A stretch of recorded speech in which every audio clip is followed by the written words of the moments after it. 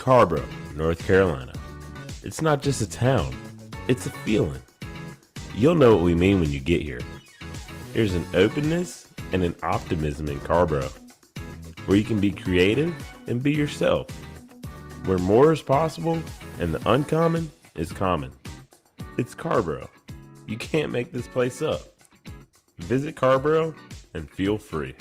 Now featuring a fun and safe weekend itinerary for the COVID-conscious traveler. Learn more at visitcarboro.com.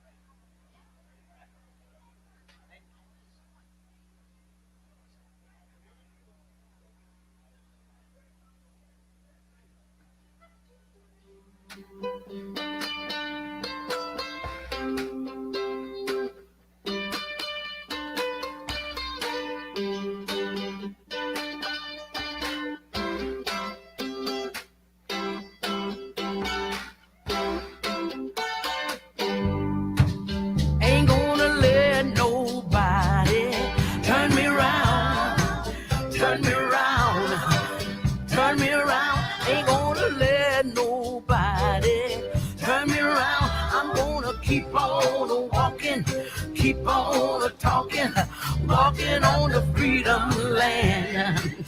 Ain't gonna let injustice turn me around, turn me around, no, turn me around. Ain't gonna let injustice turn me around. I'm gonna keep on walking, keep on talking, marching up the freedom land.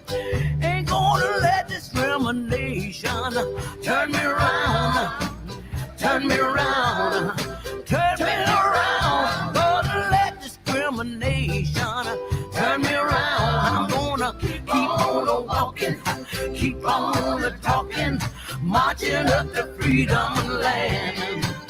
Ain't gonna let no hatred turn me around, turn me around, turn me around. Ain't gonna let no hatred turn me around. Gonna keep on walking, keep on talking, marching up the freedom land. Ain't gonna let oppression turn me around, turn me around, no, turn me around. Let oppression turn me around. Keep on walking, keep on talking, marching up the freedom land. Ain't gonna let no war turn me around, turn me around, turn me around. Ain't gonna let no war turn me around. Keep on walking, keep on talking, marching up the freedom land. Ain't gonna let intolerance turn me around, no, turn me around, no, turn me around. Ain't gonna let intolerance turn me around. Gonna keep on walking, keep on talking, marching up the freedom land. Ain't gonna let nobody turn me around, turn me around, turn me around.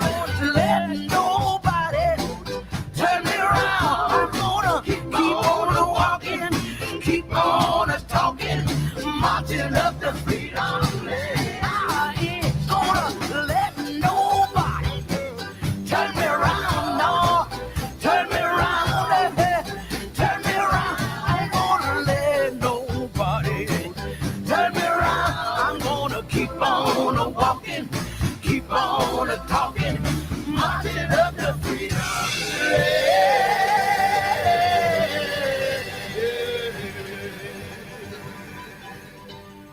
My Lord. All right. Woo-hoo!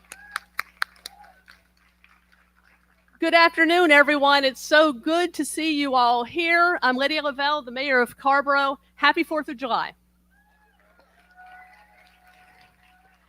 I'd like to make just a few announcements, comments here before I get to introduce our special guest who's going to kick off our annual community reading. So this is, as many of you know, our 8th annual reading of this famous speech. And so I'd like to take just a moment of personal privilege here to talk about this event, reminisce a little, if you will, about this event.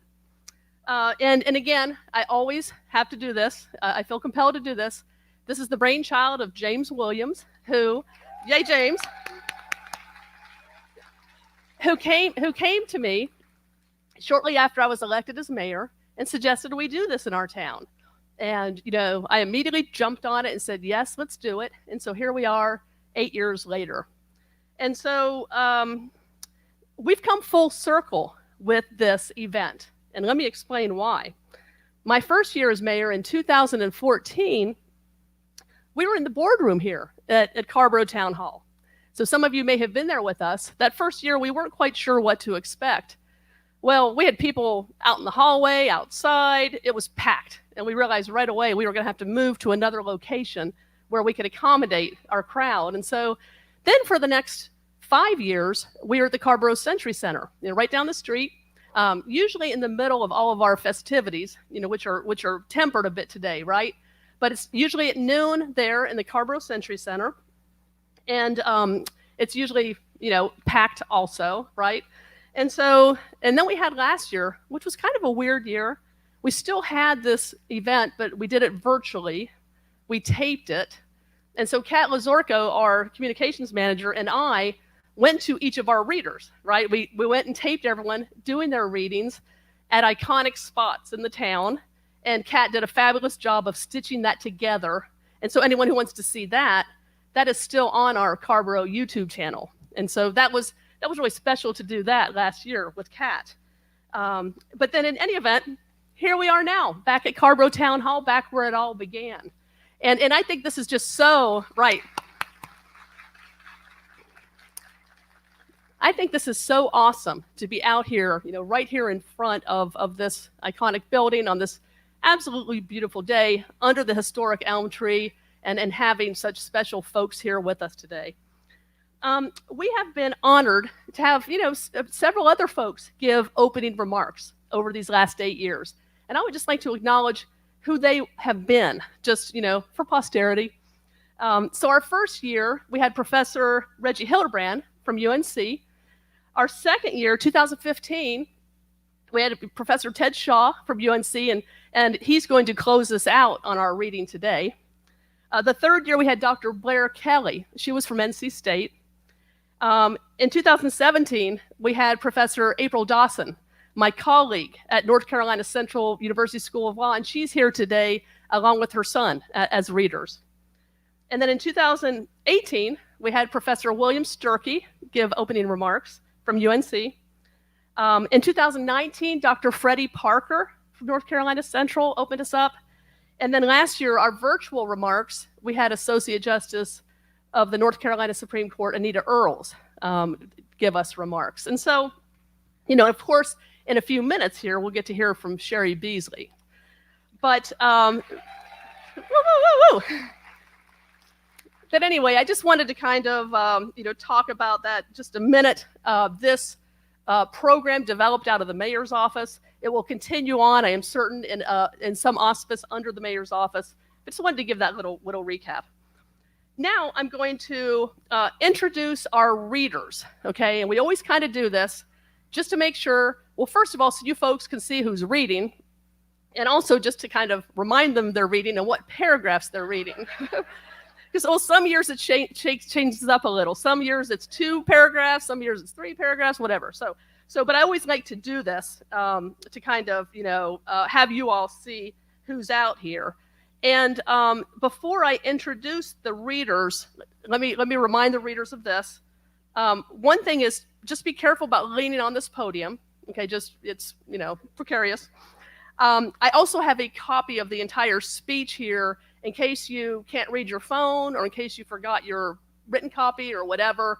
I have a list of all of the readers here, pretty up to date. I'll make the note of a few changes in a minute, as well as the paragraphs. So if you need to look at that, you can do so.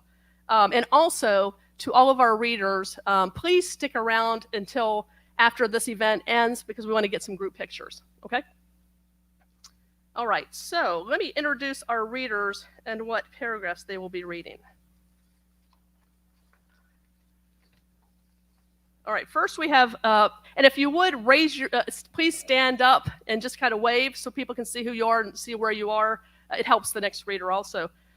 Reading paragraphs 1 and 2 will be Valerie Fouchy.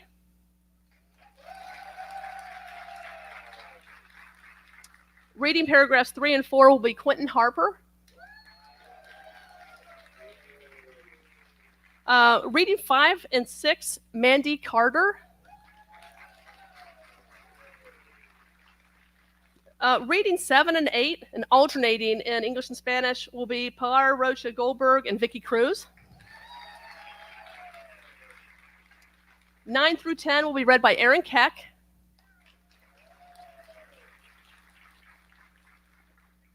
11 and 12, Tiffany Palmer-Lytle. 13 through 14, Wanda Hunter. Now, 15 through 17 is Minister Campbell. I'm not sure if, is he here? Okay, all right. Woo! Can't do it without Minister Campbell. All right, 18 through 20 is Irv Joyner. 21 and 22, Sophie Suberman. 23 through 24, Soteria Shepherdson. 25 through 26, Dave Schmidt. 27 through 28, Dolores Bailey. 29 through 31, James Williams. 32 through 33, Jackie Marks. 34 through 35, Andrew Dawson. 36 through 37, Chris Atack. 38 through 39, Barbara Jessie Black. 40 through 41, Rebecca Cerise. 42 through 43, Danita and Corey Mason Hogan. Okay, 44 through 45 is Alicia Stemper. A last-minute substitution.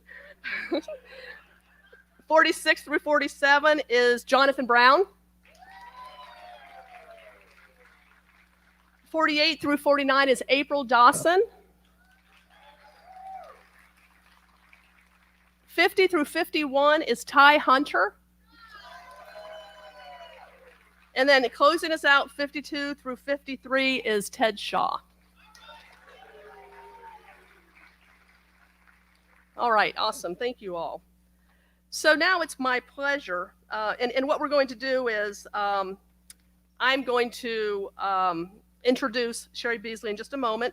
And after I introduce her, when she is finished, our first speaker of the community reading should come up here, Senator Fouchy, just come up here and then be ready to come on up here and read and then go off this way, okay? And I would ask for the reader who is on deck to kind of be hanging out over here also, to kind of keep the reading moving along.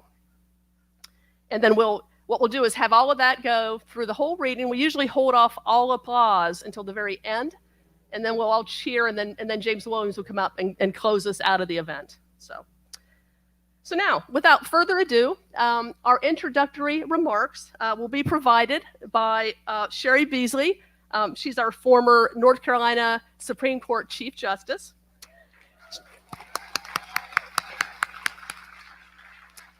Cheri has devoted her life to public service and to the people of North Carolina.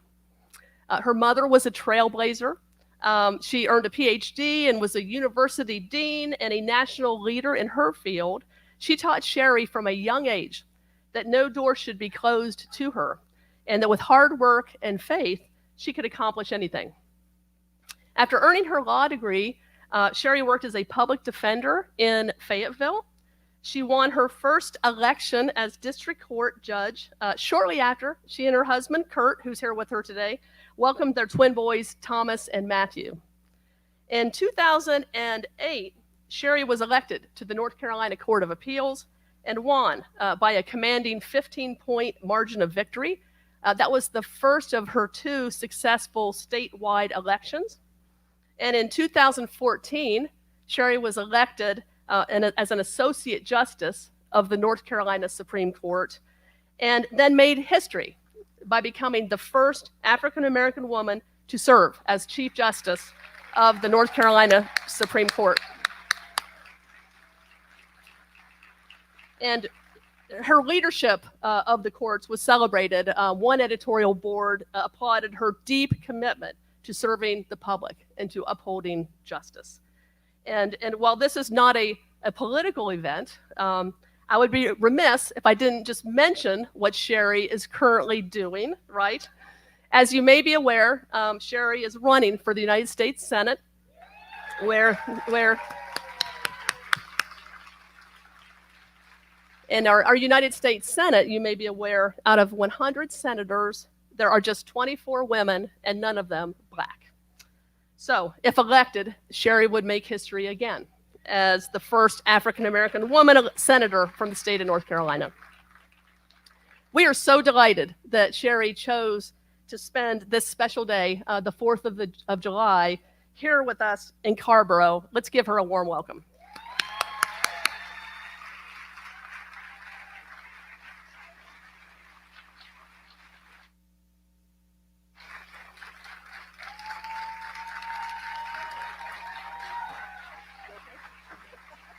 I want to say one more quick thing.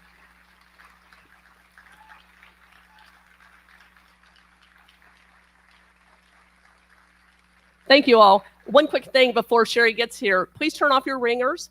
If you want to follow along on the speech, go on the website, and restrooms are around the back. Okay.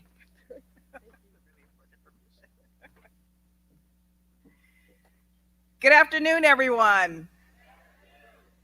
It is truly a pleasure to be here with you. Thank you, Mayor Lavelle, for that very kind introduction and for the invitation to be here to share this Independence Day and celebration of the life of Frederick Douglass. My husband is here, Kurt, and I'm delighted.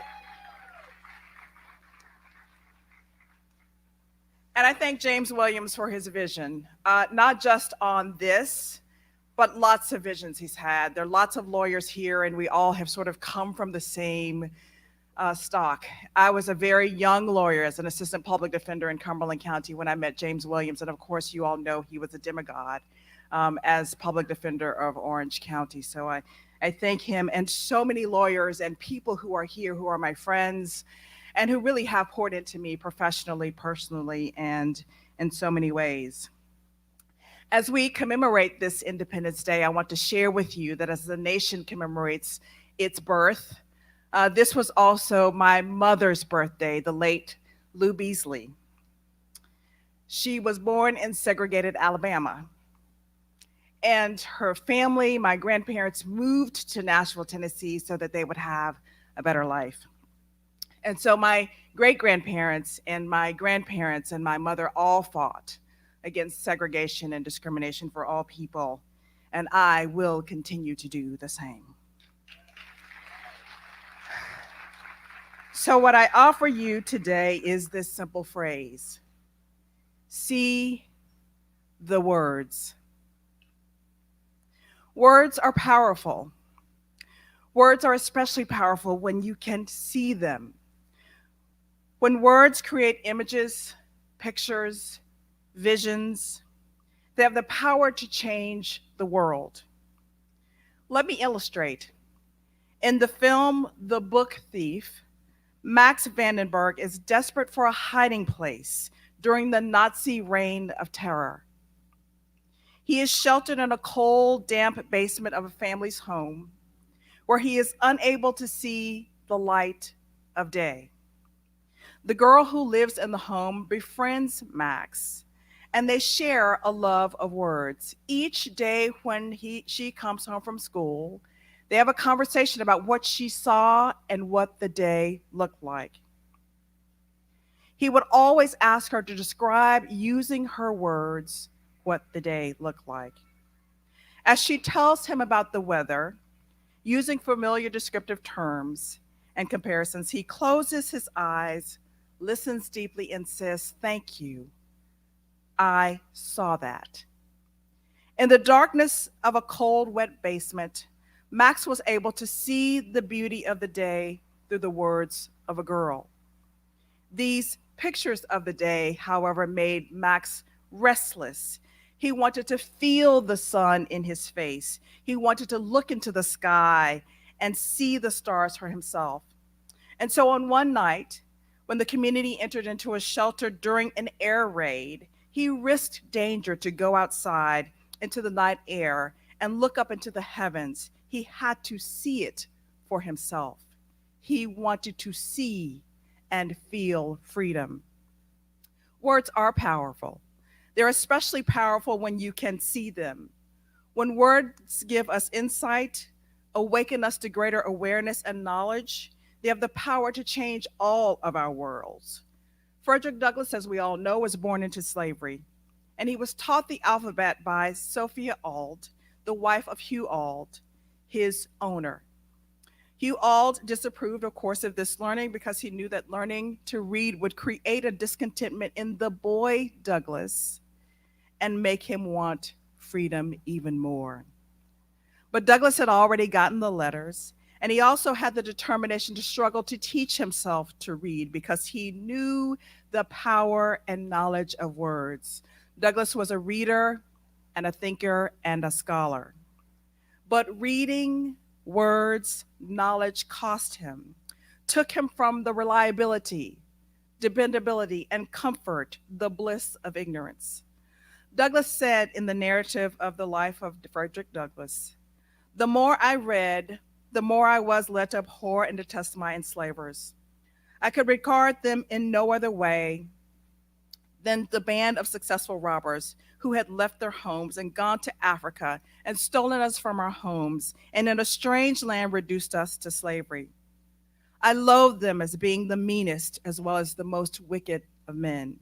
And as I read and contemplated the subject, behold, the very discontentment which Master Hugh had predicted would follow my learning to read had already come, to torment and sting my soul to utter unutterable anguish. As I writhed under it, I would at times feel that learning to read had been a curse rather than a blessing. It had given me a view of my wretched condition without the remedy. It opened my eyes to a horrible pit, but to no ladder upon which to get out. In moments of agony, I envied my fellow slaves for their stupidity. I often wished myself a beast. I preferred the condition of the meanest reptile to my own, anything, no matter what, to get rid of thinking. It was this everlasting thinking of my condition that tormented me. There was no getting rid of it. It was pressed upon me by every object within sight or hearing, animate or inanimate. The silver trump of freedom had roused my soul to eternal wakefulness. Freedom now appeared to disappear no more forever. It was heard in every sound and seen in everything. It was ever present to torment me in my sense of wretched condition. I saw nothing without seeing it. I heard nothing without hearing it, and I felt nothing without feeling it. It looked from every star. It smiled from every calm, breathed in every wind, and moved in every storm. Frederick Douglass was a religious man. When he was tormented as a slave, he would pray, but he also says, I prayed for freedom for 20 years, but received no answer until I prayed with my legs. Douglass passionately narrates pain, danger, and denigration caused by the master's beatings.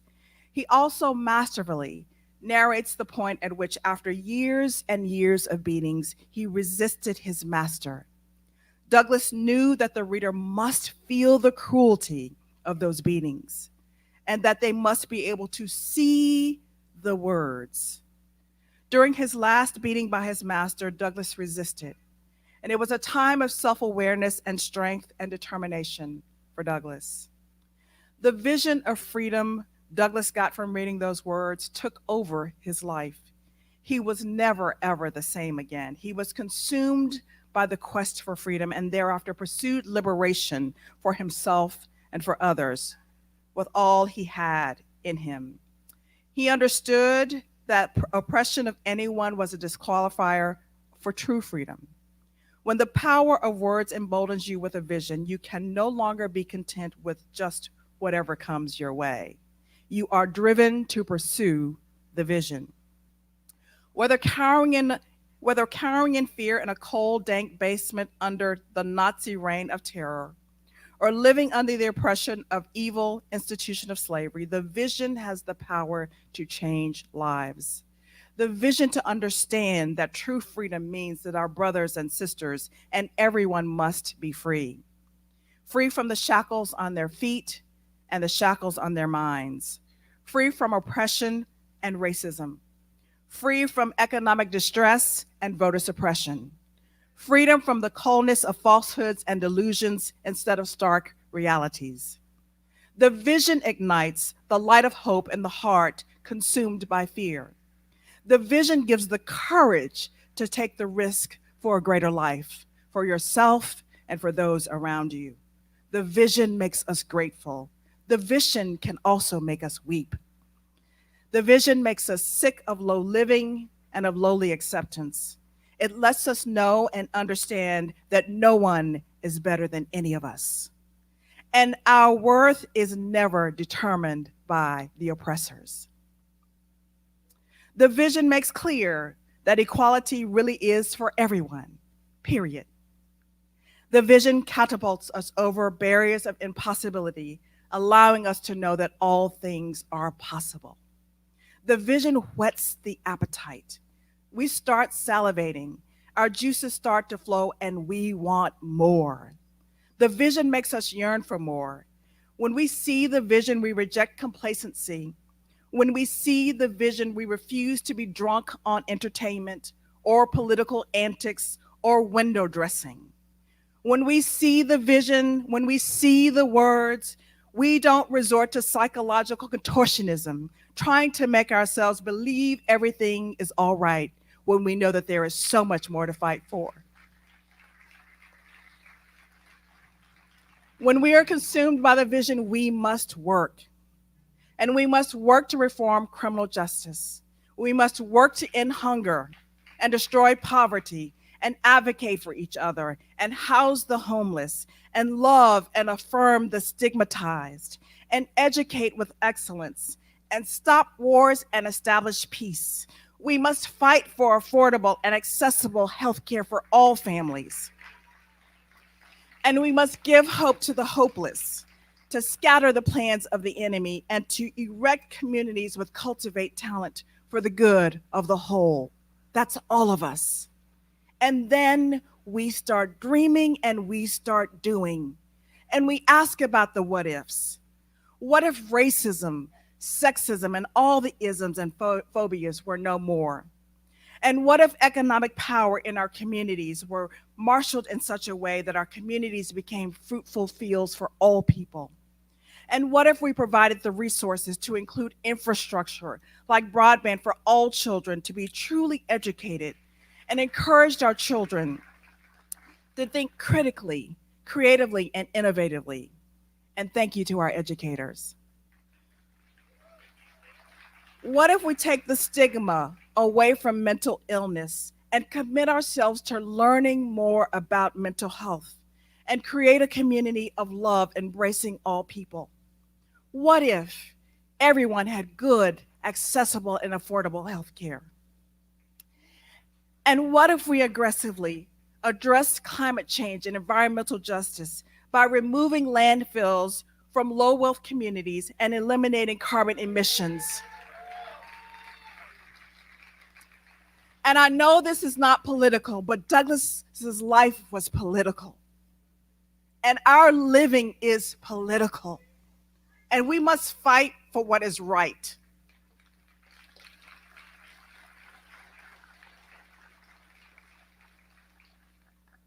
What if we truly discerned the clarity of our purpose?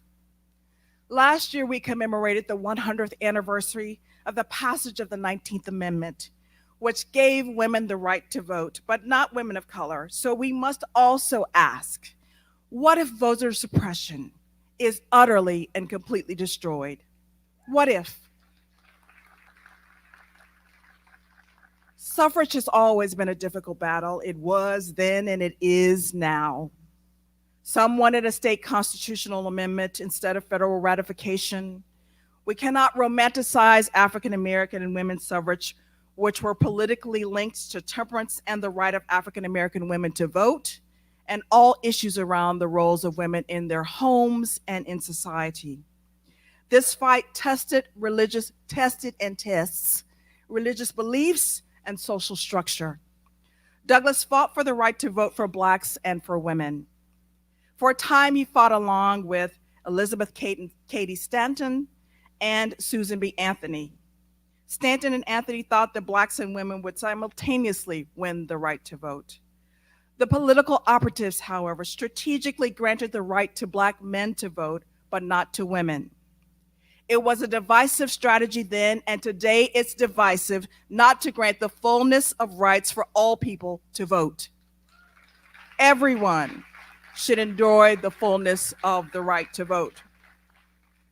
As we reflect on the significance of this Independence Day for all people in this nation and the life of Frederick Douglass, we know that Congress is failing in its promises in the Declaration of Independence.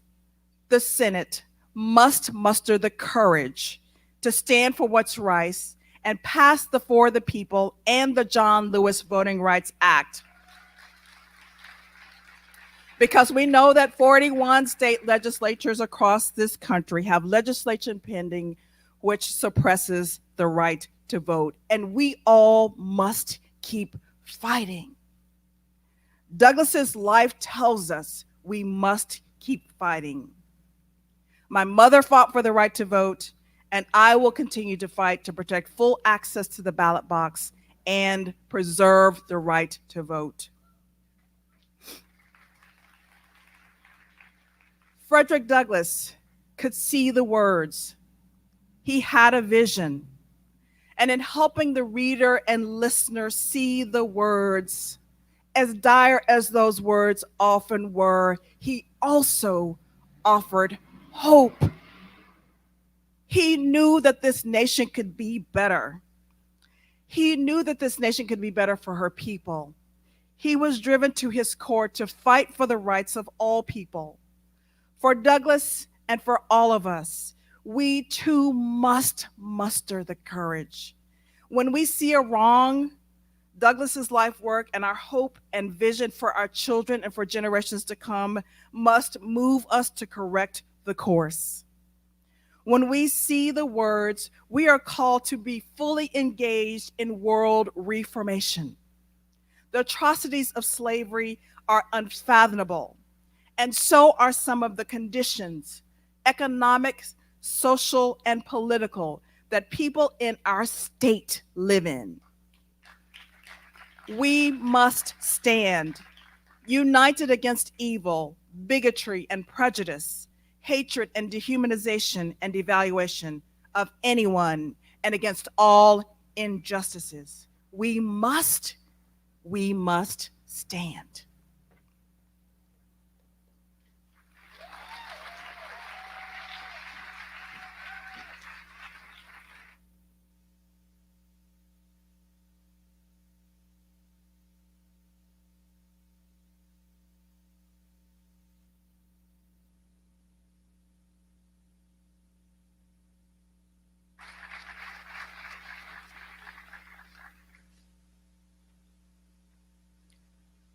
Mr. President, friends, and fellow citizens, the task before me is one which requires much previous thought and study for its proper performance.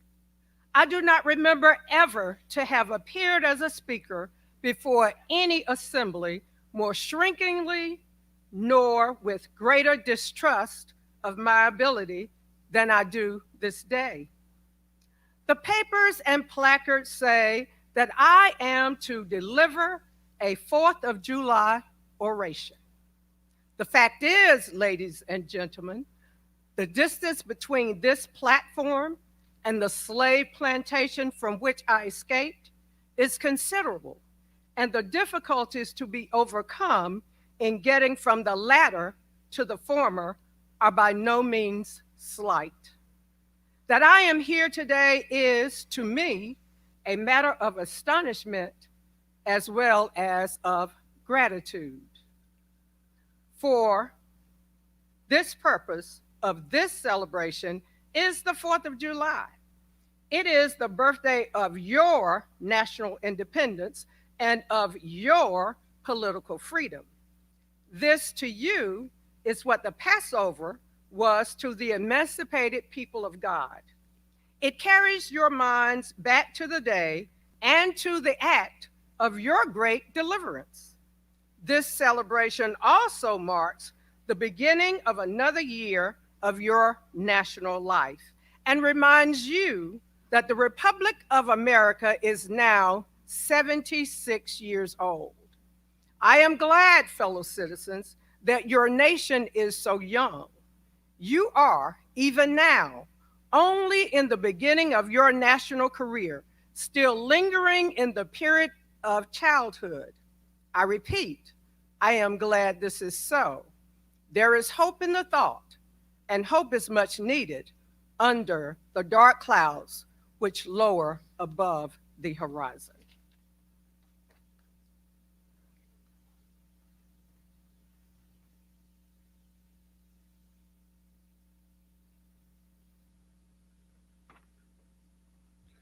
Fellow citizens, 76 years ago, the people of this country were British subjects.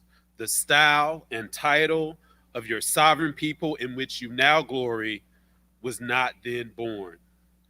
You were under the British crown. Your fathers esteemed the English government as the home government, England as the fatherland, although a considerable distance from your home, imposed in the exercise of its parental prerogatives upon its colonial children such restraints, burdens, and limitations as in its mature judgment it deemed wise, right, and proper.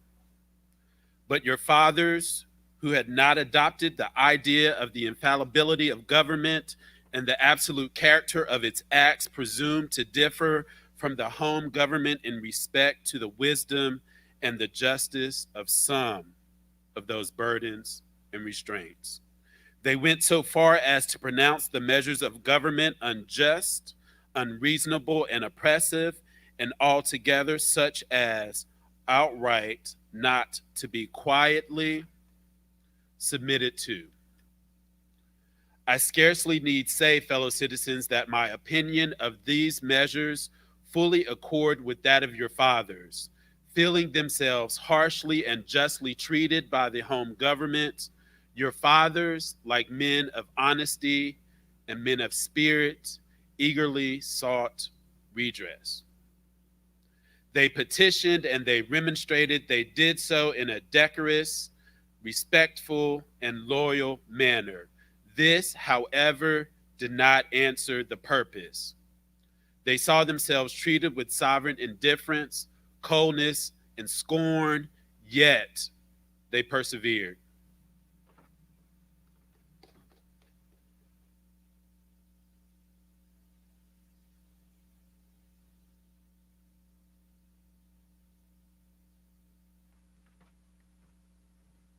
Oppression makes a wise man mad.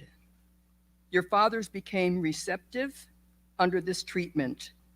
They felt themselves the victims of grievous wrongs, wholly incurable in their colonial capacity. With brave men, there is always a remedy for oppression.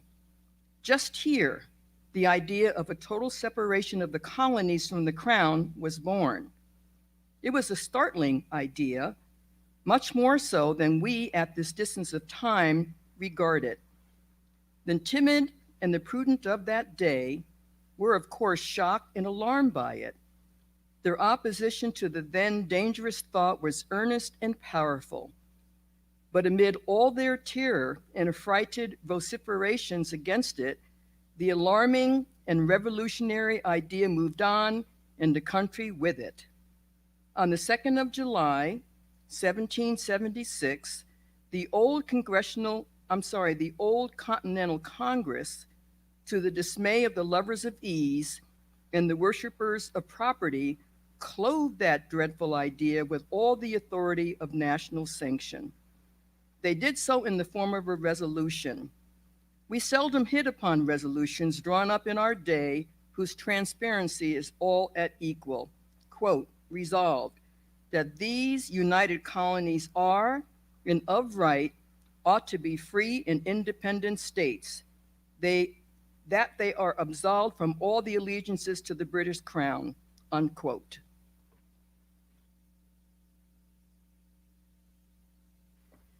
Citizens, your fathers made good that resolution. They succeeded, and today you reap the fruits of their success. The freedom gained is yours, and you, therefore, may properly celebrate this anniversary.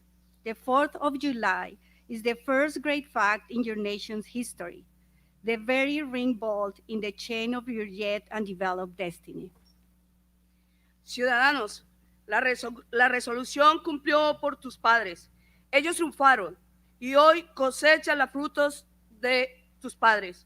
La libertad que ganaron es tuya y tú, por lo tanto, puedes celebrar este aniversario. El 4 de julio es el primer gran hecho en la historia de tu nación, la parte tan importante que todo en tu destino subdesarrollado. Pride and patriotism, not less than gratitude, prompt you to celebrate and to hold it in perpetual remembrance. I have said that the Declaration of Independence is the ring bolt to the chain of your nation's destiny. So, indeed, I regard it. The principles contained in that instrument are saving principles. Stand by those principles. Be true to them on all occasions, in all places, against all foes, and at whatever cost. El orgullo y patriotismo, no menos que el agradecimiento, te inspira a celebrar y a recordarlo perpetuamente. Lo he dicho, que la Declaración de la Independencia es anillo perno de la cadena del destino de tu nación. Entonces, de hecho lo considero. Los principios que son un instrumento, son principales de salvación. Adhiere a estos principios, sea leal a estos en todas las situaciones, en todos los lugares, contra de todos los enemigos y a cualquier precio.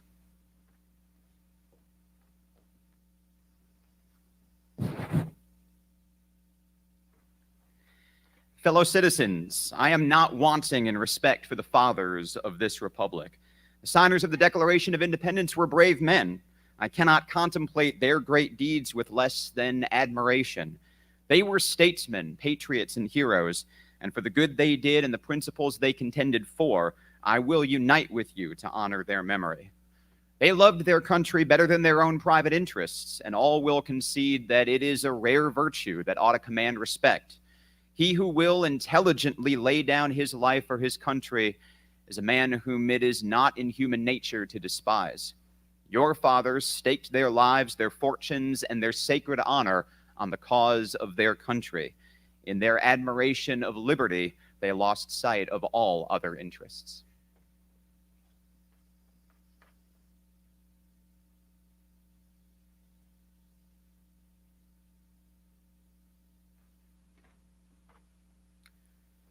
They were peacemen, but they preferred revolution to peaceful submission to bondage. They were quiet men, but they did not shrink from agitating against oppression. They showed forbearance, but they knew its limits. They believed in order, but not in the order of tyranny.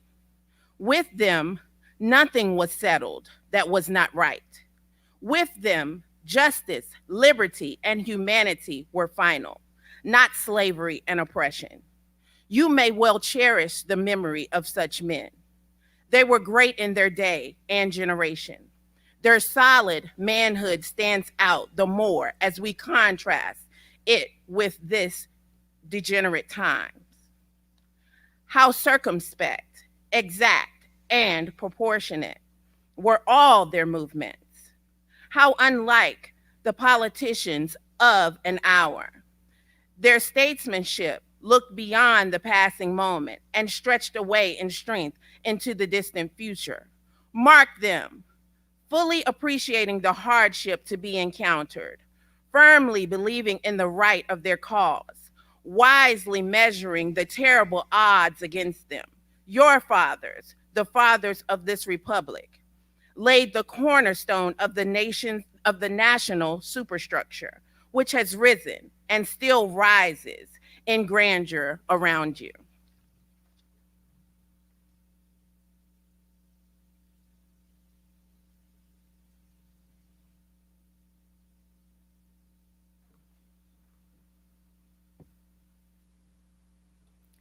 Of this fundamental work, this day is the anniversary. Our eyes are met with demonstrations of joyous enthusiasm. The causes which led to the separation of the colonies from the British Crown have never lacked for a tongue. They have all been taught in your common schools, narrated at your firesides, unfolded from your pulpits, and thundered from your legislative halls, and are as familiar to you as household words. They form the staple of your national poetry and eloquence. I leave, therefore, the great deeds of your fathers to others. My business, if I have any here today, is with the present. The accepted time with God and his cause is the ever-living now.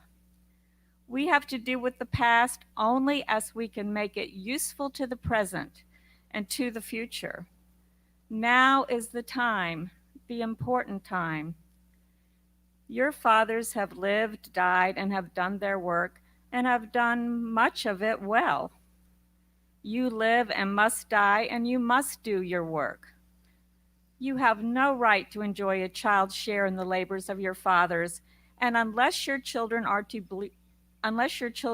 be blessed by your labors, you have no right to wear out and waste the hard-earned fame of your fathers to cover your indolence.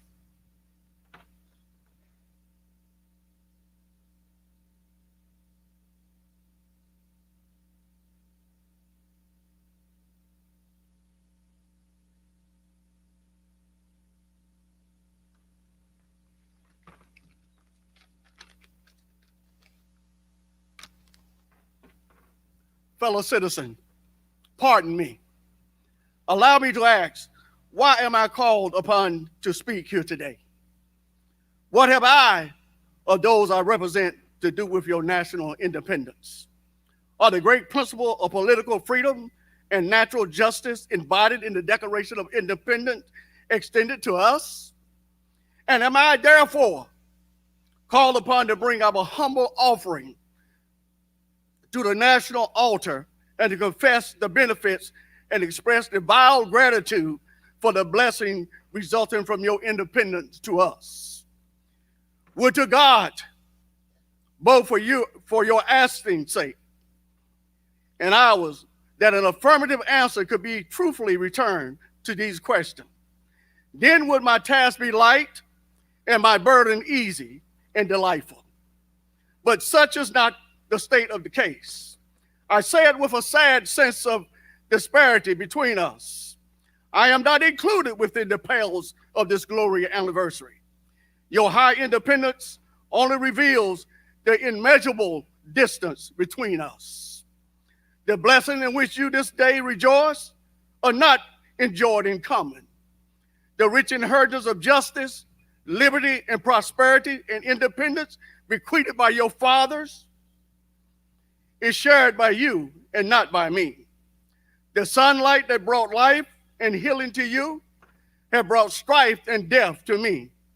This 4th of July is yours, not mine. You may rejoice, I must mourn.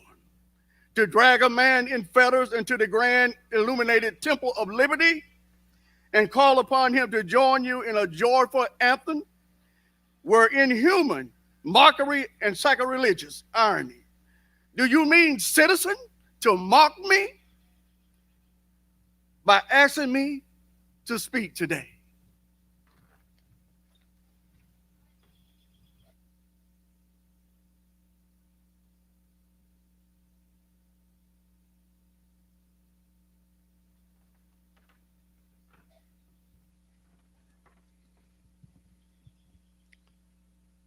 Fellow citizens, above your national tumultuous joy, I hear the mournful wails of millions whose chains, heavy and grievous yesterday, are today rendered more intolerable by the jubilee shouts that reach them. To forget them, to pass lightly over their wrongs, and to chime in with the popular theme would be treason, most scandalous and shocking, and would make me a reproach before God and the world. My subject then, fellow citizen, is American slavery. I shall see this day from the slave's point of view. Standing here, identified with the American bondsman, making his wrongs mine, I do not hesitate to declare with all my soul that the character and conduct of this nation never looked blacker to me than on this 4th of July. Whether we turn to the declarations of the past or to the professions of the present, the conduct of the nation seems equally hideous and revolting.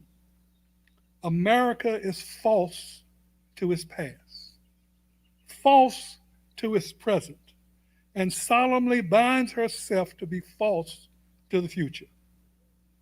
Standing with God and the crushed and bleeding slave on this occasion, I will, in the name of humanity, which is outraged, in the name of liberty, which is fettered, in the name of the Constitution and the Bible, which are disregarded and trampled upon, dare to call in question and to denounce with all the emphasis I can command everything that serves to perpetuate slavery, the great sin and shame of America.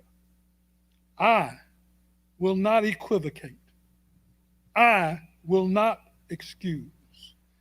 I will use the severest language I can command, and yet not one word shall escape me that any man whose judgment is not blind by prejudice or who is not at heart a slaveholder shall not confess to be right and just.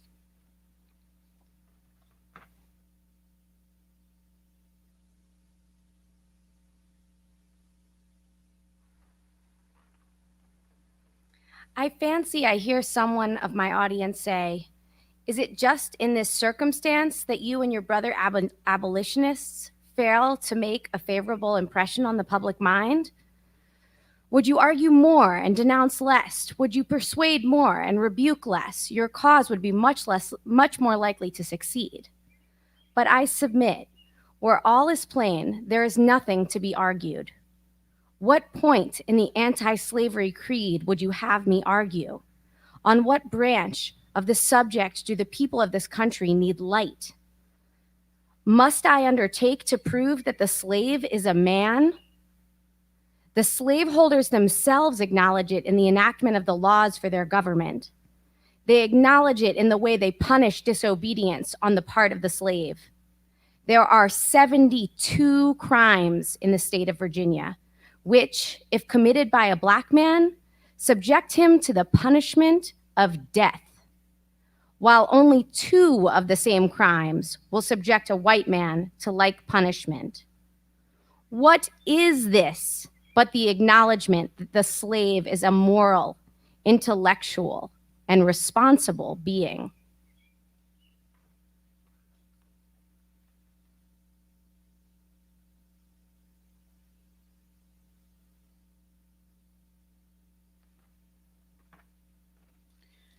Southern statute books are covered with enactments forbidding, under severe fines and penalties, the teaching of the slave to read or to write.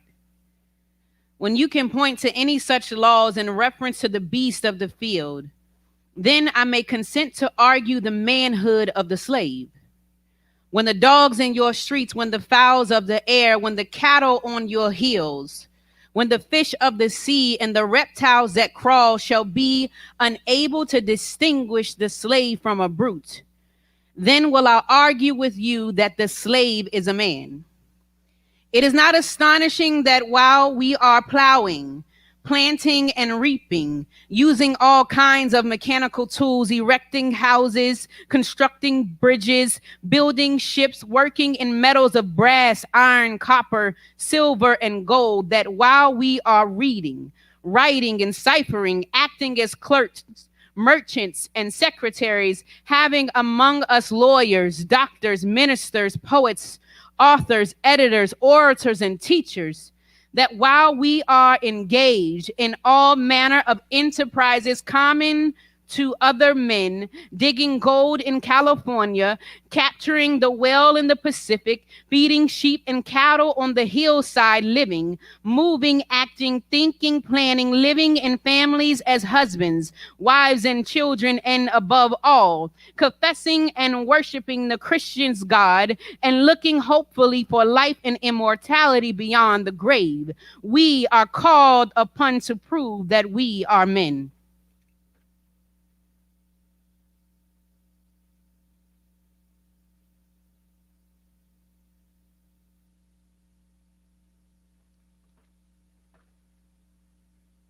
Would you have me argue that man is entitled to liberty?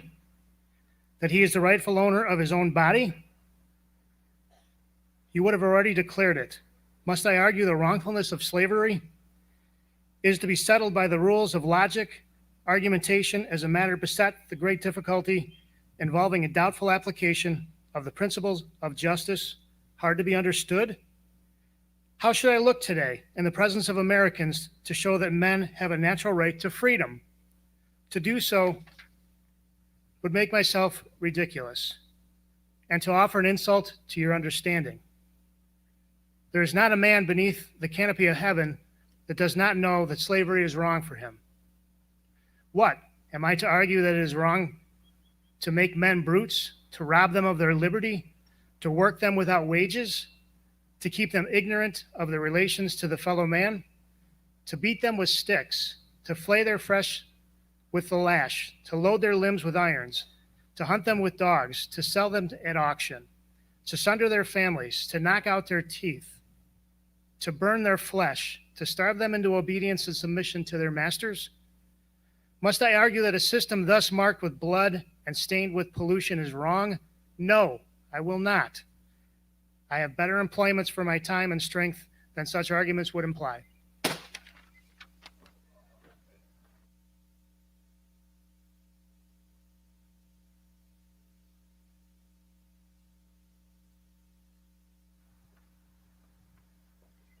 What then remains to be argued? Is it that slavery is not divine, that God did not establish it, that our doctors of divinity are mistaken? There is blasphemy in that thought. That which is inhuman cannot be divine. Who can reason on such a proposition? I cannot. The time for such argument is past. At a time like this, scorching irony, not convincing argument, is needed. Oh, had I the ability and could I reach the nation's ear, I would today pour out a fiery stream of biting ridicule, blasting reproach, withering sarcasm, and stern rebuke. For it is not light that is needed, but fire. It is not the gentle shower, but thunder. We need the storm, the whirlwind, and the earthquake. The feeling of the nation must be quickened. The conscience of the nation must be roused. The property of the nation must be startled. The hypocrisy of a nation must be exposed. And its crimes against God and man must be proclaimed and denounced.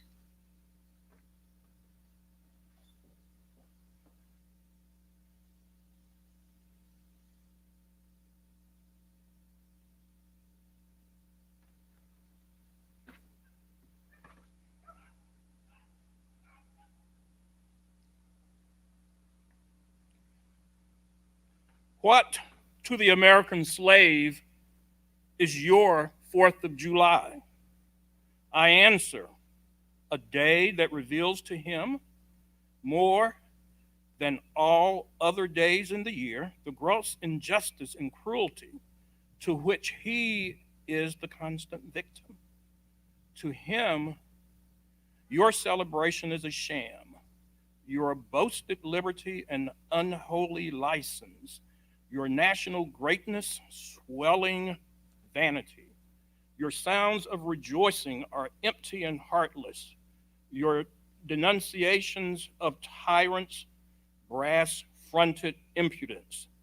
Your shouts of liberty and equality, hollow mockery. Your prayers and hymns, your sermons and thanksgivings with all your religious parade and solemnity are to him mere bombast, fraud, deception, impiety, and hypocrisy. A thin veil to cover up crimes which would disgrace a nation of savages. There is not a nation on the earth guilty of practices more shocking and bloody than are the people of these United States at this very hour. Go where you may, search where you will, roam through all the monarchies and despotisms of the old world. Search out every abuse, and when you have found the last, lay your facts by the side of the everyday practices of this nation, and you will say with me that for revolting barbarity and shameless hypocrisy, America reigns without a rival.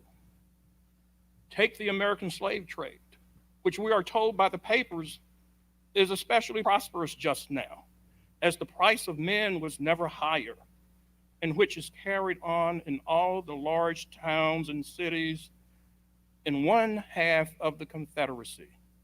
This trade is one of the peculiarities of American institutions. In several states, this trade is a chief source of wealth. It is called the internal slave trade in order to divert from it the horror with which the foreign slave trade is contemplated.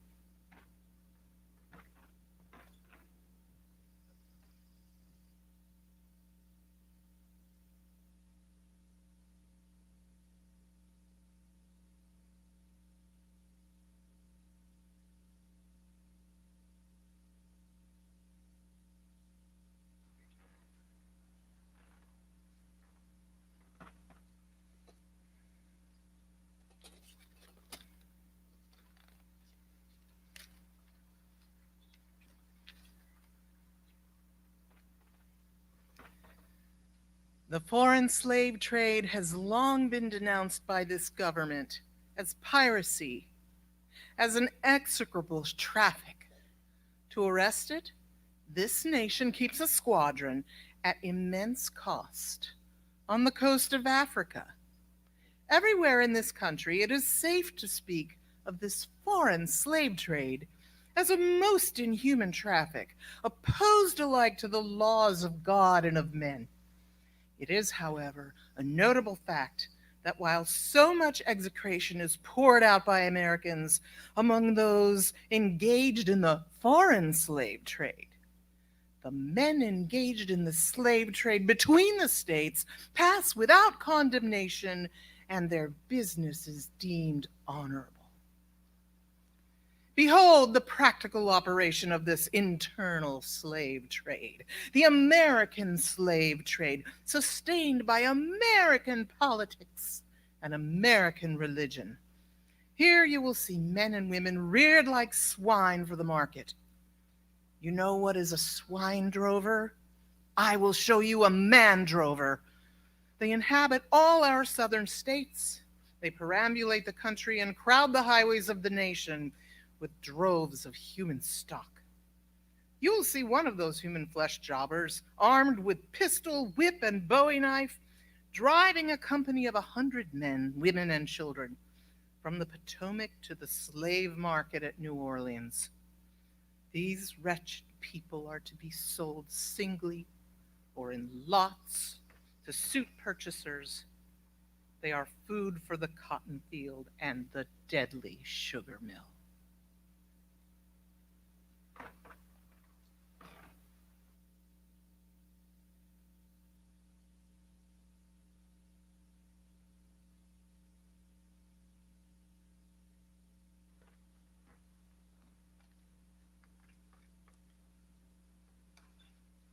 Mark the sad procession as it moves wearily along, and the inhuman wretch of who drives them.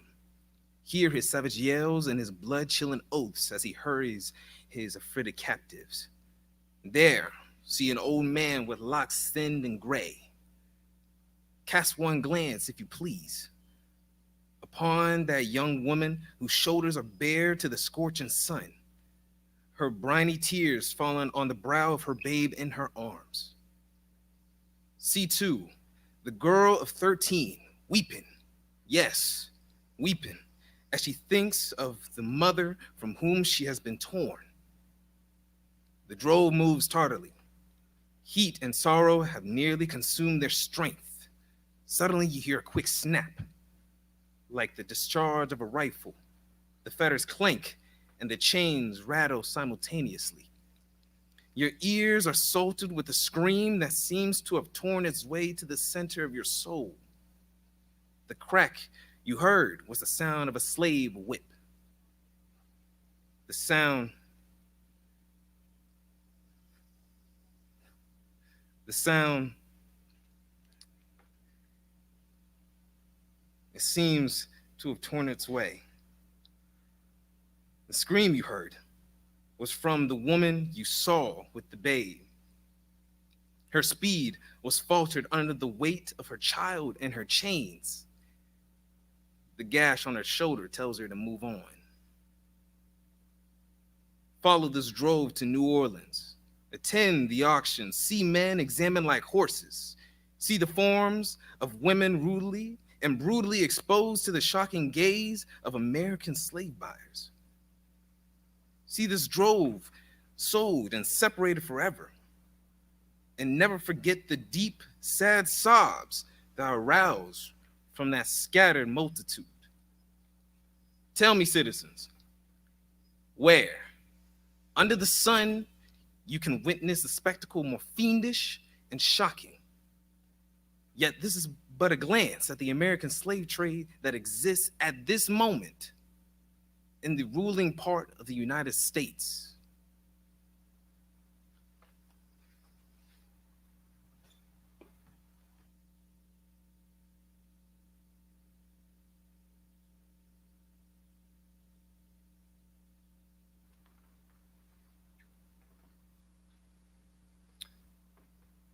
I was born amid such sights and scenes. To me, the American slave trade is a terrible reality. The fleshmongers gather up their victims by dozens and drive them, chained, to the General Depot at Baltimore.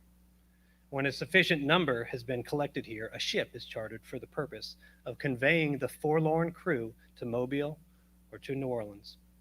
From the slave prison to the ship, they are usually driven in the darkness of night. In the deep, still darkness of midnight, I have been often aroused by the dead, heavy footsteps and the piteous cries of the chain gangs that passed our door. Fellow citizens, this murderous traffic is today in active operation in this boasted republic. In the solitude of my spirit, I see clouds of dust raised on the highways of the South. I see the bleeding footsteps.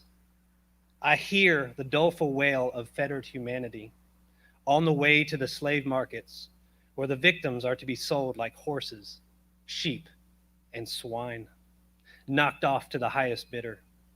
There I see the tenderest ties ruthlessly broken to gratify the lust, caprice, and rapacity of the buyers and sellers of men. My soul sickens at the sight.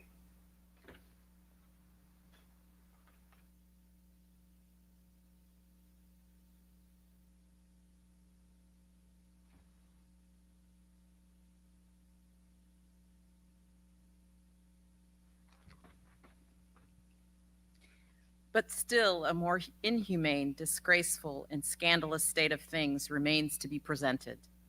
By an act of the American Congress, not yet 2 years old, slavery has been nationalized in its most horrible and revolting form. Mason and Dixon's line has been obliterated. New York has become as Virginia, and the power to hold, hunt, and sell men, women, and children as slaves remains no longer a mere state institution, but is now an institution of the whole United States. The power is coextensive with the Star-Spangled Banner and American Christianity. Where these go may also go the merciless slave hunter. Where these are, man is not sacred. He is a bird for the sportsman's gun. By that most foul and fiendish of all human decrees, the liberty and person of every man are put in peril. Your broad Republican domain is hunting ground for men.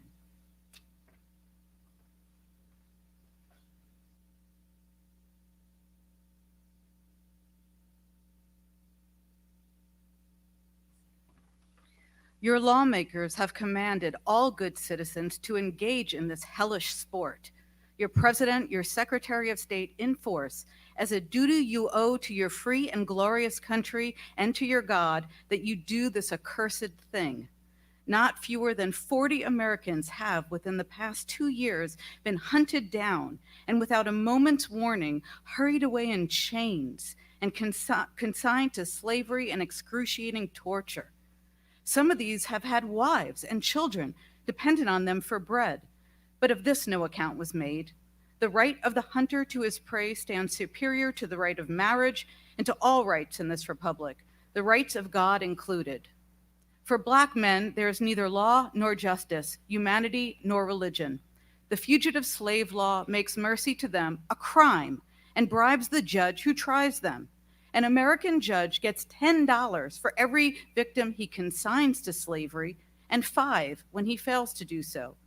The oath of any two villains is sufficient under this hell-black enactment to send the most pious and exemplary Black man into the remorseless jaws of slavery. His own testimony is nothing. He can bring no witness for himself. The minister of American justice is bound by the law to hear but one side, and that side is the side of the oppressor.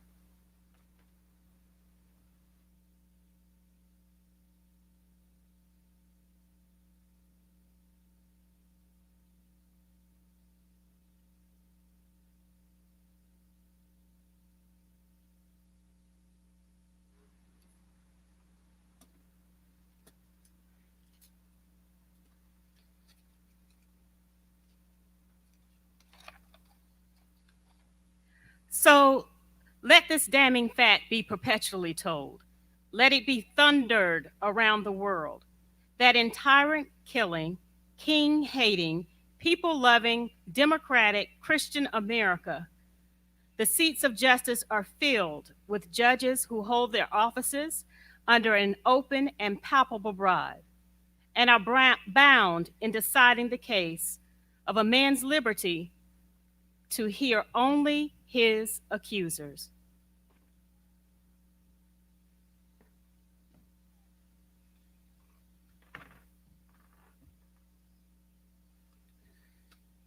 in glaring violation of justice, in shameless disregard of the forms of administering law, in cunning arrangement to entrap the defenseless, and in diabolical intent, this fugitive slave law stands alone in the annals of tyrannical legislation.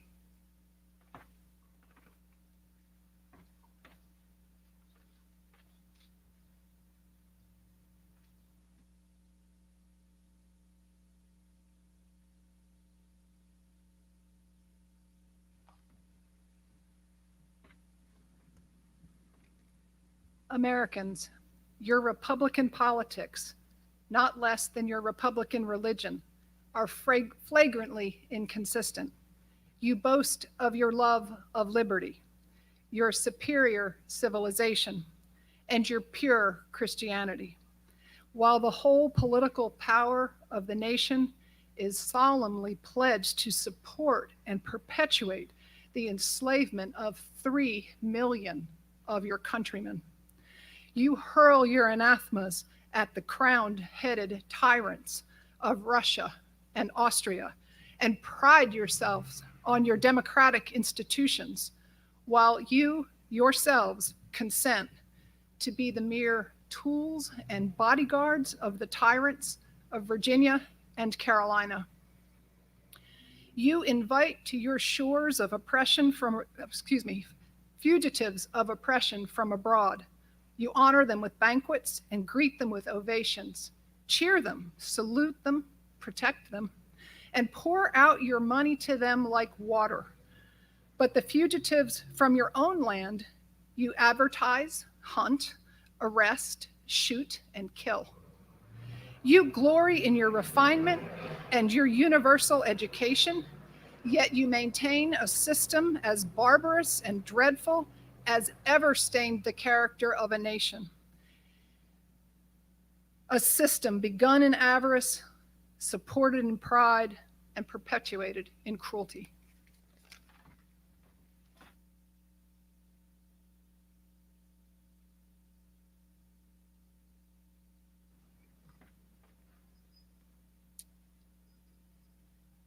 You shed tears over fallen Hungary and make the sad story of her wrongs the theme of your poets, statesmen, and orators, till your gallant sons are ready to fly to arms to vindicate her cause against the oppressor. But in regard to the tens of thousands wrongs of the American slave, you would enforce the strictest silence and will hail him as an enemy of the nation who dares to make these wrongs the subject of public discourse. You are all on fire at the mention of liberty for France and for Ireland, but are as cold as an iceberg at the thought of liberty for the enslaved of America. You discourse eloquently on the dignity of labor, yet you sustain a system which, in its very essence, casts a stigma upon labor. You can bare your bosom to the storm of the British artillery to throw off a 3-penny tax on tea, and yet wring the last hard-earned farthing from the grasp of the black laborers of your country. You profess to believe that of one blood God made all nations of men to dwell on the face of the earth, and have commanded all men everywhere to love one another.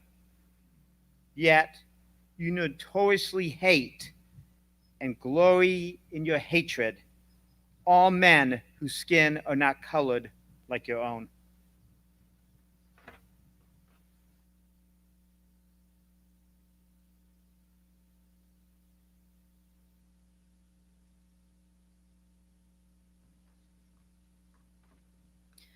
You declare before the world and are understood by the world to declare that you hold these truths to be self-evident, that all men are created equal and are endowed by their Creator with certain inalienable rights, and that among these are life, liberty, and the pursuit of happiness. and yet you hold securely in a bondage, which according to your own Thomas Jefferson, is worse than ages of that which your fathers rose in rebellion to oppose, a seventh part of the inhabitants of your country. Fellow citizens, I will not enlarge further on your national inconsistencies. The existence of slavery in this country brands your republicanism as a sham, your humanity as a base pretense, and your Christianity as a lie. It destroys your moral power abroad. It corrupts your politicians at home. It saps the foundation of religion. It makes your name a hissing and a byword to a mocking earth.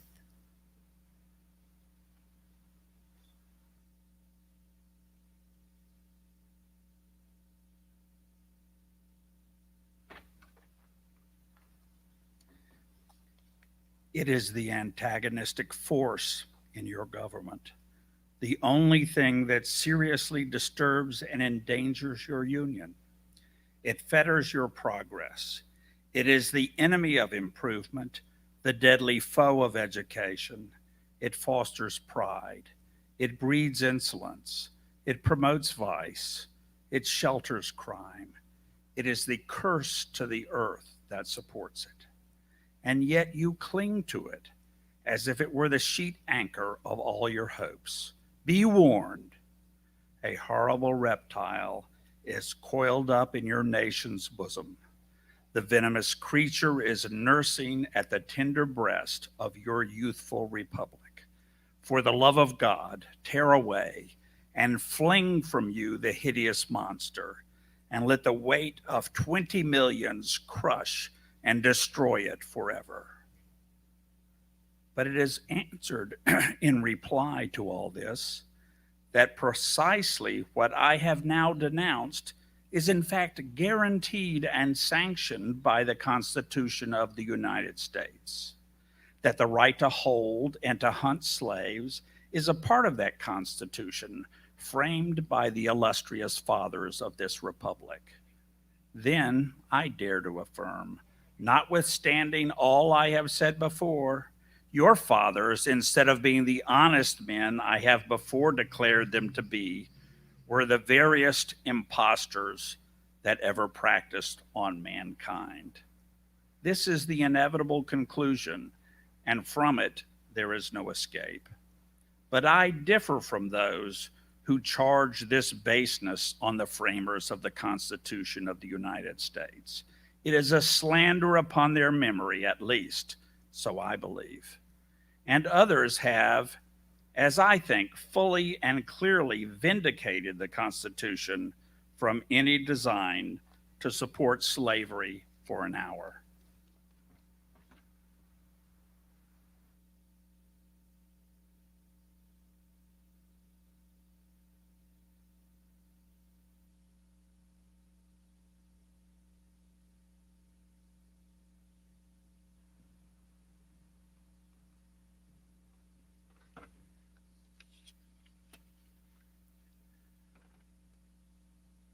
Allow me to say, in conclusion, notwithstanding the dark picture I have this day presented of the state of the nation, I do not despair of this country. There are forces in operation which must inevitably work the downfall of slavery. I, therefore, leave off where I began, with hope. While drawing encouragement from the Declaration of Independence, the great principles it contains, and the genius of American institutions, my spirit is cheered by the obvious tendencies of the age. Nations do not now stand in the same relation to each other that they did ages ago. No nation can now shut itself up from the surrounding world and trot round the same old path of its fathers without interference. The time was when such could be done, But a change has now come over the affairs of mankind. Walled cities and empires have become unfashionable. The arm of commerce has borne away the gates of the strong city. Intelligence is penetrating the darkest corners of the globe. Wind, steam, and lightning are its chartered agents. Oceans no longer divide, but link nations together. From Boston to London is now a holiday excursion. Space is comparatively annihilated. Thoughts expressed on one side of the Atlantic are distinctly heard on the other. In the fervent aspirations of William Lloyd Garrison, I say, and let every heart join in saying it, all God, speed the day when human blood shall cease to flow. In every clime be understood the claims of human brotherhood, and each return for evil good, not blow for blow.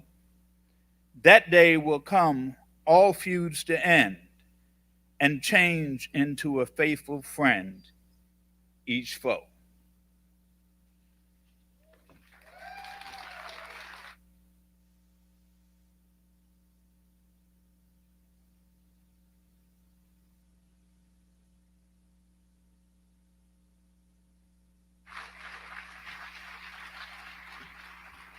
Wow.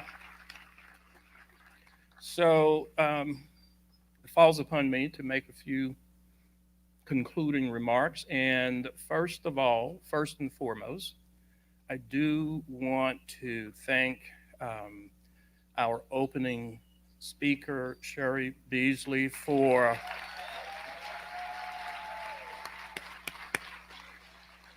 such an amazing, moving speech, the vision and the words, and connecting those words and that vision to our challenges today.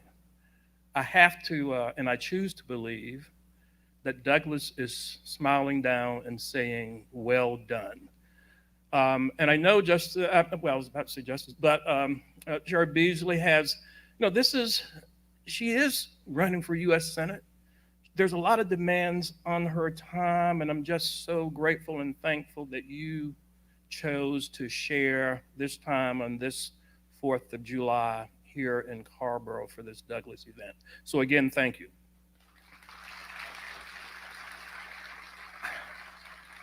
I also want to thank our amazing readers. Didn't they do an excellent job? So we can clap now. We couldn't clap after they read, but we can clap now.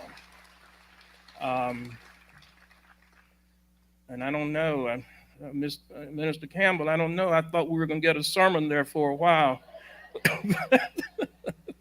But, and also, obviously, Mayor Lavelle and the town of Carrboro for hosting this event. This is the 8th year. And while I'm aware of a lot of the details, it has slipped my conscience that it was your first year as mayor that we did this. So I learned something today. Thank you so much. And I mean, obviously, there's a lot that can be said when we think about Douglass, not just this speech, but his whole life trajectory. I mean, born 1818, dying in 1895, and all that came in between. So much of what he said and wrote and did is so relevant to where we are today. And I was just thinking about that decision of the U.S. Supreme Court, last week, I don't know, Thursday or Friday, whenever those opinions came out, that dealt another death blow to the Voting Rights Act. And I mentioned that because for Douglass, the ballot was the key to protecting any and all other rights so many speeches and so many things that he wrote, he centered the right to vote and protecting the right to vote. And we've got that as a challenge today. Voter suppression running rampant. It's like the new pandemic, so to speak. And, you know, I think about 2 years after this speech in 1852, in 1854, Douglass wrote his second autobiography, which most people say is a masterpiece. Most scholars say it's just a masterpiece. And I mention that because the last sentence pretty much in that book, he says, in essence, as long as there's breath in my body, I will use my pen, my voice, and my vote to fully emancipate my people. My pen, my voice, my vote. And in his last major speech in 1894, a year before his death, here again, he's talking about protecting the right to vote, because at this period in his life, you know, American apartheid, Jim Crow, is being structured and ushered in, and he sees what's happening. Here again, the ballot. And even on the day of his death in 1895, he spent part of that day at a women's suffrage movement meeting. And he came home later and he died. So the day of his death, he's still fighting for that right to suffrage. He never gave up. He never quit. Sometimes when I think about him, I think about, you know, a freedom fighter from right here in North Carolina, Ella Baker. We who believe in freedom cannot rest. He never rested, and we can't rest. We've got challenges that we have to face today with courage and with hope, because the last thing I'll say about Douglass in this speech, he began with hope and he ended with hope. So whatever we're facing today, and my God, we are facing some difficult times, but with commitment, with energy, and with hope, we can do it. So thank you so much for joining. Thank you for attending, the audience for attending too. So have a good rest of the 4th.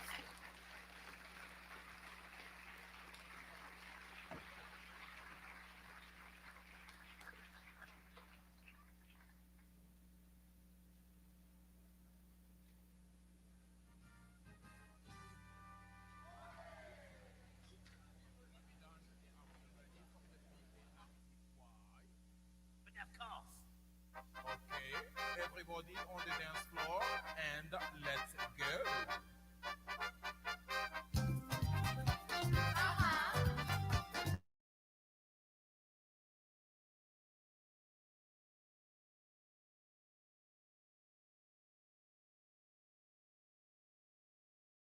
Excuse me, if the readers could gather